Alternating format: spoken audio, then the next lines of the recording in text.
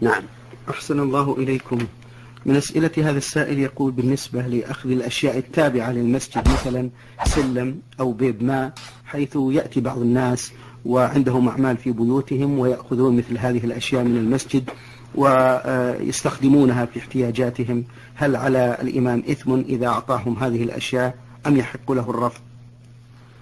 لا يحل للإمام ولا للمؤذن ولا لقيم المسجد ولا لأحد من الجماعة أن يأذن في أخذ هذه الآلات والانتفاع بها خارج المسجد، لأن هذه موقوفة للمسجد فلا يجوز أن تستعمل في غيره. لا يجوز لأحد أن يأخذها ويستعملها، ولا يجوز لغيره أن يأذن له، حتى لو فرض أن المسجد ليس بحاجة إليها، مثل أن يكون سلم قديم أو فرش قديمة فيأخذها بعض الناس ويستعملها، لأن هذه للمسجد. فإذا كان مستغنيا عنها صرفت في مسجد آخر.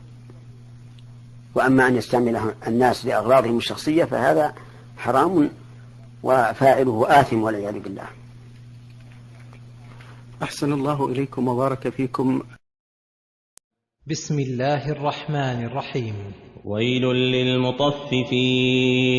ويل كلمة عذاب ووعيد للمطففين، وفسر الله المطففين بقوله: الذين إذا اكتالوا على الناس يستوفون، أي أخذوا منهم وفاء عما ثبت لهم قبله، يستوفونه كاملا من غير نقص.